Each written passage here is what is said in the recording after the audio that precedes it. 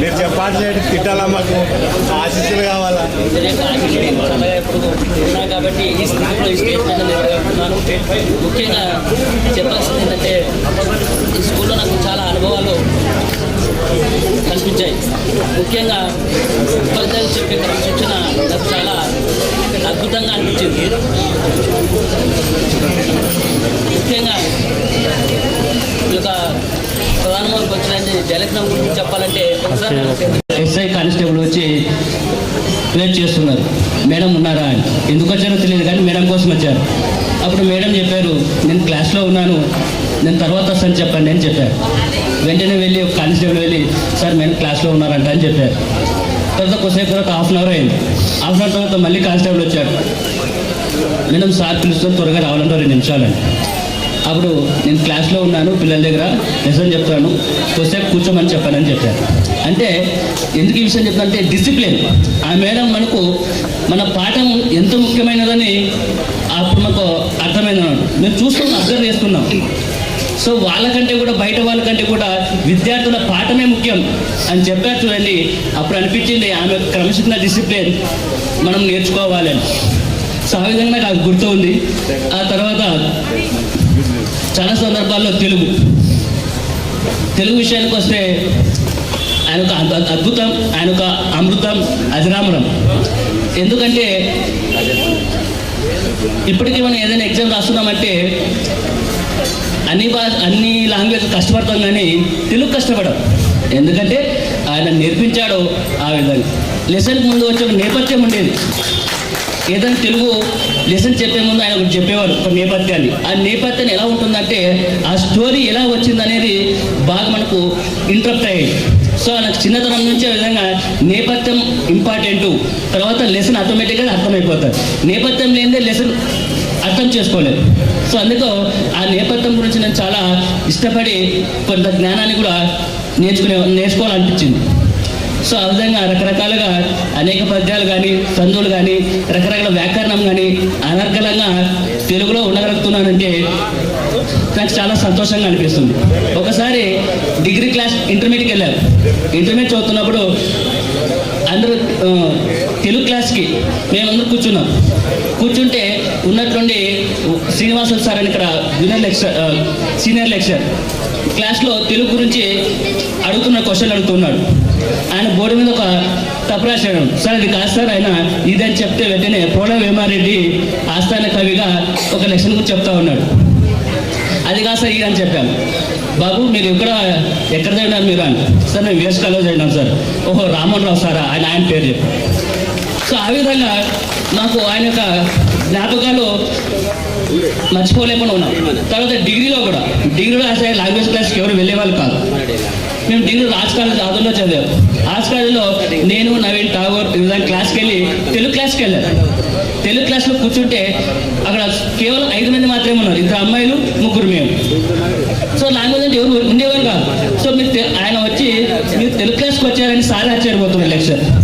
So మా కోసం లేదు సార్ మేము వింటాం సార్ అని. సో కూర్చొని మా 5 మందికి మనం చేసే ప్రతి అడిగిలో మనం 20 సంవత్సరాలు ఇక్కడికి వచ్చాము. 20 సంవత్సరాల్లో ఇంతగా ఎదగామంటే మన ప్రతి అడిగిలోనూ ప్రతి క్షణము ఈ యొక్క గురువు యొక్క గురువుని చూసింది. గురువు మనకి ఎక్కడ చూసామంటే మనం క్లాస్ రూమ్లో చూసాం. వీళ్ళందరూ కూడా నాకు ప్రత్యక్షంగా ప్రతిసారి గుర్తు వస్తూ ఉంటారు. సో ఆ విధంగా తెలుగుకు సంబంధించిన కానీ చెప్పాలంటే శ్రీనారాజ్ కానీ వాళ్ళు బాగా కాన్సన్ట్రేషన్ పెట్టేవాళ్ళు కాబట్టి బాగా ఈజీగా రాయగలుగుతారు. ముఖ్యంగా స్కూల్ మొత్తానికి మా రమేష్ చాలా ఇంటెలిజెంట్. ఎందుకంటే పోస్టల్ ఉద్యోగం అనేది చాలా చిన్న ఉద్యోగం, చాలా పెద్ద ఉద్యోగం రావాలి. సో అదేవిధంగా నాగరాజ్ కూడా చాలా నాలెడ్జ్ పర్సన్. వారి యొక్క నాలెడ్జ్ కూడా చాలా అమోఘం. కానీ సివిల్స్ రాసి ఎక్కడికో వెళ్ళాల్సింది, కానీ వారికి ఈ విధంగా సెట్ చేశారు.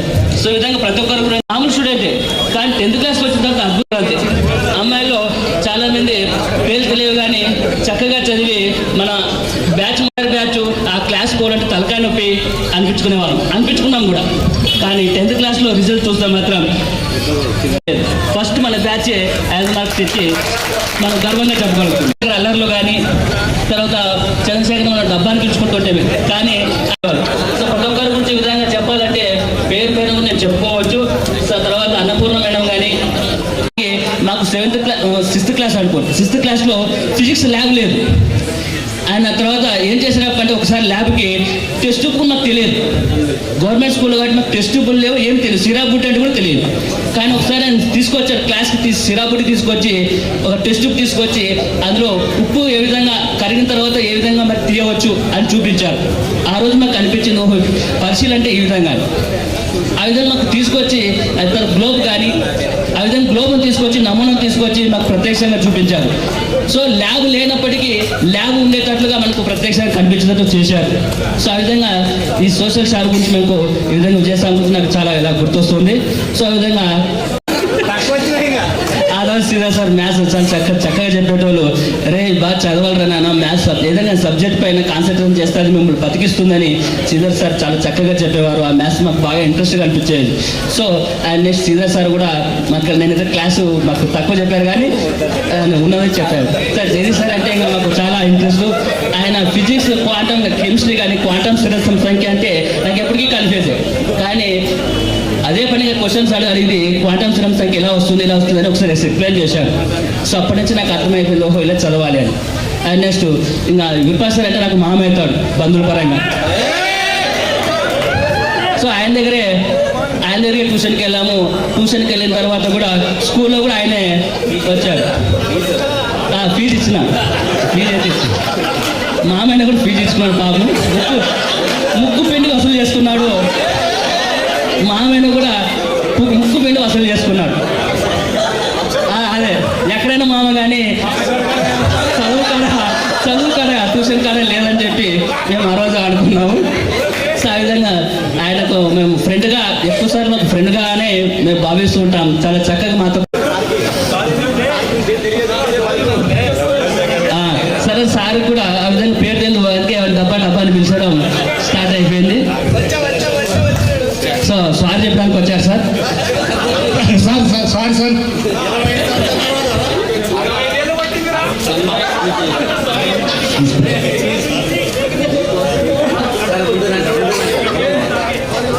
సో ఆ విధంగా నాకు ఈ విధంగా మదరాది గ్రూప్లో